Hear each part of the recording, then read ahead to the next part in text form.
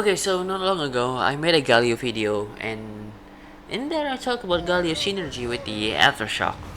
Well, that video is being recently irrelevant. Now that guide is totally useless.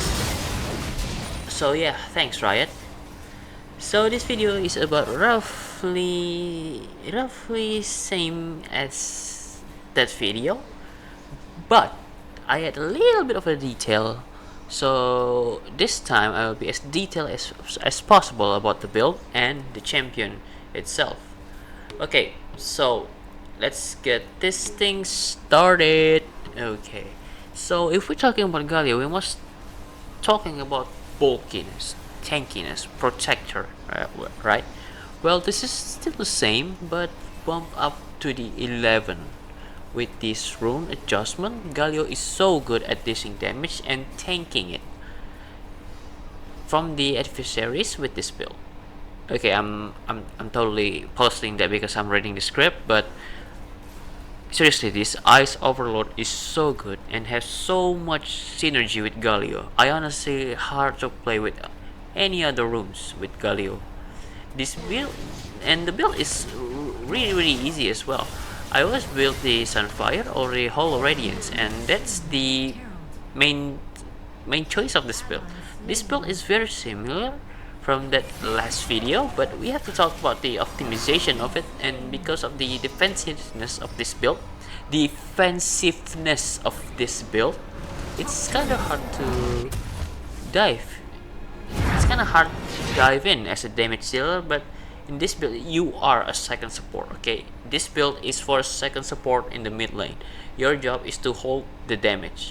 You're slow as hell, but you can take a lot of damage and maybe dishing up some of it. Okay, so unless you want to be a second support or your team doesn't need more damage and they are in need of tanks, maybe then don't use this build. This build is for if you team really need that little bit of edge in the team fight, but your team has a lot of damage already, and you need some kind of a tank that can move around the map, and this build is for you.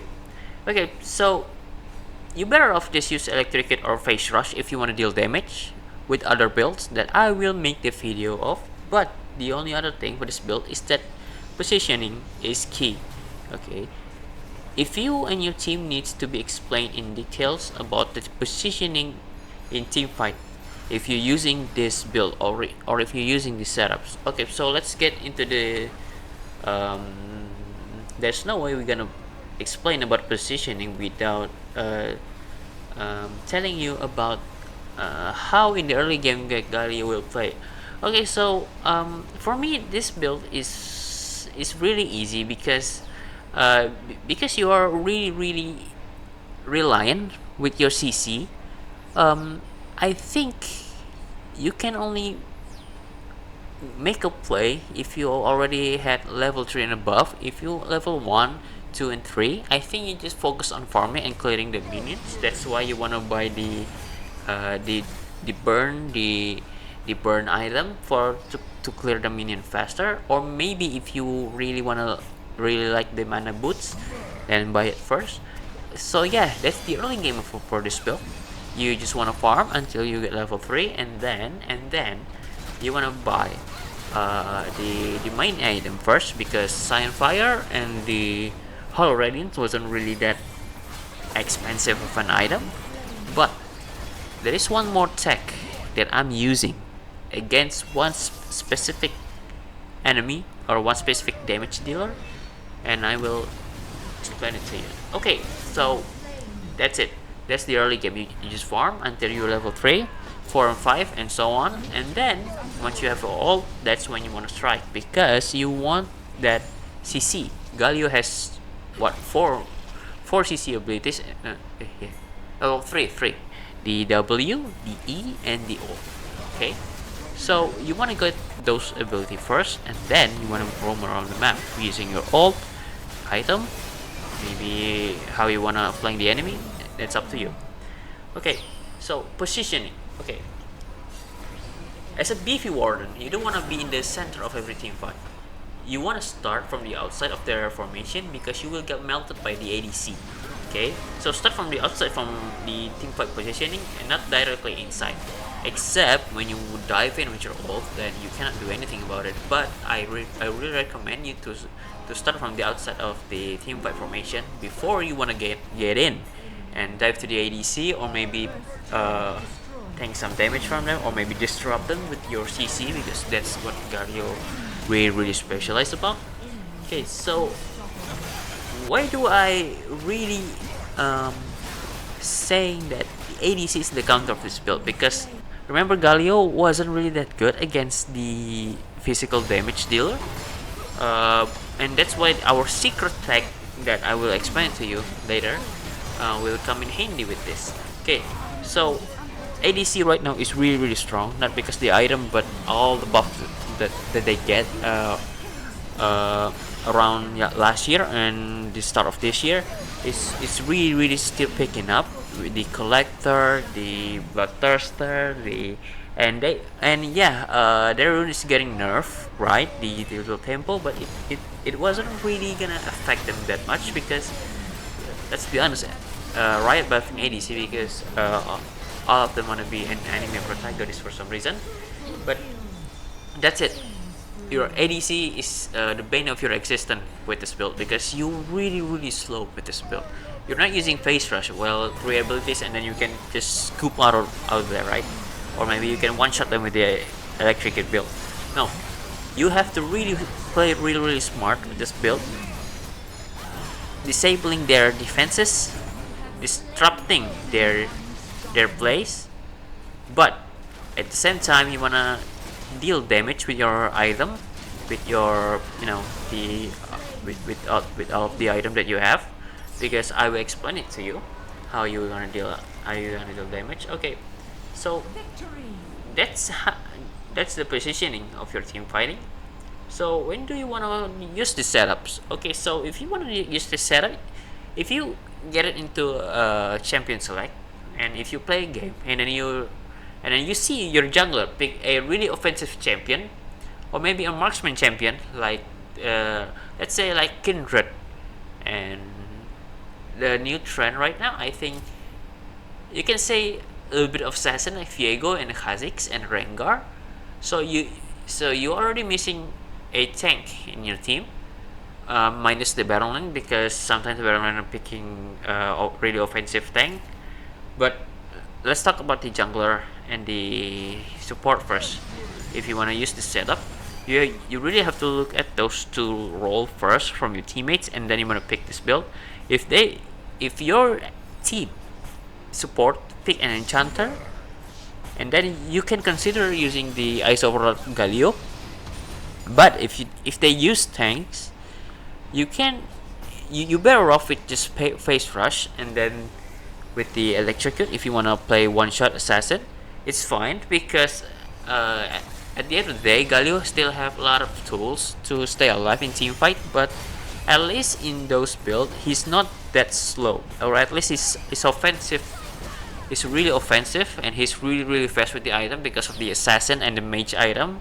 But because of this build, he really wanna be in the team fight, but you can't really dive head on, because once again your shield is a magic damage shield, not a physical damage shield. But your item can counter some ADC, can counter attack speed, like the Randuin's Omen, the brother of the Nid's Omen, the Frozen Heart, or the Anguish, the new item that can regen your health once every 5 seconds. That's really good with Galio. But you still have to be careful with the ADC, because Galio wasn't really the kind of tank like Braum. When you pick Braum, you can really stop an ADC with your shield, right? But Galio is not like that. This build really consider you how you be careful in the team fight, right?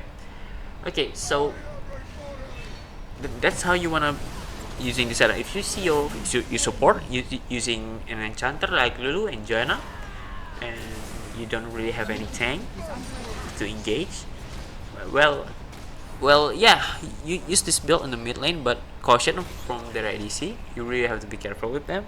And if your jungle pick a marksman or an assassin like Viego, Kha'Zix, and the marksman like Kindred and Nila, and considering this build, your top lane, yeah, you can say top lane sometimes they pick Yone and Jace, and those type of not the type of champion that you don't really consider tanky, right? Then you pick this build and help them in the team fight.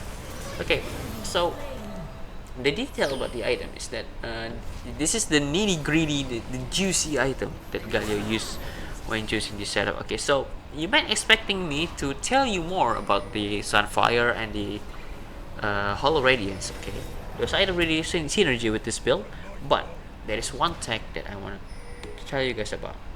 If you versing against a physical damage champion like the Z, Yasuo, and the Yone, and for example like that, those physical damage champion. So from what I said last time, you're really struggling against physical damage, but Yordle's Snap Trap is really good against those champions because the item is experiencing good with Galio and it works well with the Ice Overload and for your teammates, because if you CC someone and then you get an elimination, or maybe you help assist, and that you and your teammates or the last one who last hit the opponent that you killed, you get a gold. So in other words, you can accelerate the item phase and then help yourself with the damage. And that's what I discovered from this build, is that this build really tells you to experiment with it. So I cannot really stay with the Hollow Radiance like the guide says, and the Rift Maker. I haven't found a lot of success with the Rift Maker with this build. I really just buy the Torment for this build. So yeah, if you CC someone, this item will lower their defenses, right? And then if you eliminate, you get a bonus gold for it. This thing works super simple, yet super effective against assassin or physical damage mid laners. For the mage, however, you must, for a mage, because of mages have the intention to clear the minimum wave faster, you really need to match their clearing speed. So Hollow Radiance is still good against mage, but use the boots of mana instead of the Mercury Threads, because you want the mana regeneration and the magic penetration, because the Ice Overlord or maybe the Galio entire kit still benefit from the magic penetration because he deals magic damage as well. So yeah, you're not missing on the damage part.